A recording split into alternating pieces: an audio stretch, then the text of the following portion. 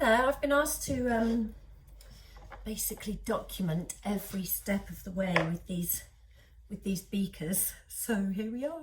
Last night I did the video of how I was putting them together, and they were quite soft, actually a little bit too soft last night, but they've dried out a little bit today, so I can kind of, I'd say they're just shy of leather hard.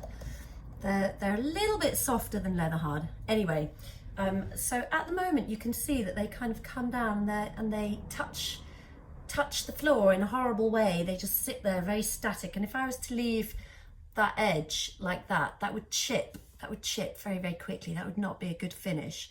So what we really want to do is kind of chamfer that in under a little bit. Can you see the difference?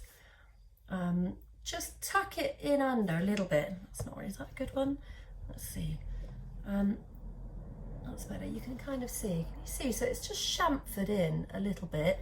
And also I like to just put my stamp in place as well at this moment in time. And it's quite simple. So I've shoved it together last night. I just use one of these old-fashioned butter pats, but you could use any flat bit of wood with a little bit of weight behind it. And I just pat this all the way around the edge, around the bottom joint, which is great because basically you know that you're kind of like consolidating that joint and pressing that even more, which is good because you don't want it to leak or anything. But then what happens, you can see, is you get a bit of a wonky bowed bottom. Can you see that's sort of gone a little bit bowed? So basically, there's a bit of red clay on there as well. Let's get that off. So I just tamp it down on the table, and I've got this old bottle. It didn't have a totally flat bottom, so I just put some tape over it so that the marks on the bottom of the bottom of the bottle don't press into the inside of there. And I'm just going to shove that. Oh, that one's a bit of a tight fit. Just shove that in and kind of tamp that down a little bit. Take that out.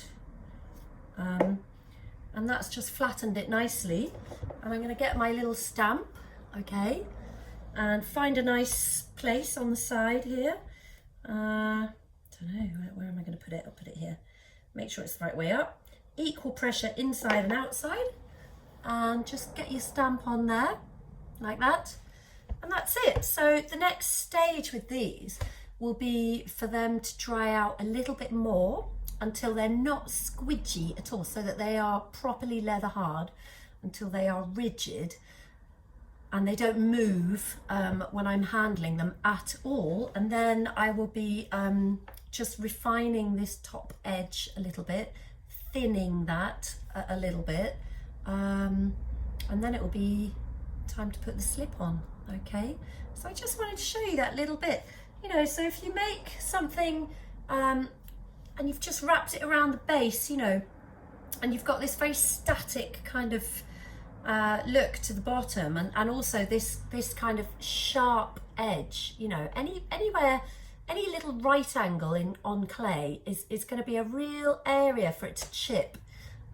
You know, this is a functional piece of pottery, so you're going to be washing it and handling it, and you know, you would just kind of tap that down against the sink and that would chip. So it's always a good idea to just find a way of just tucking that in under.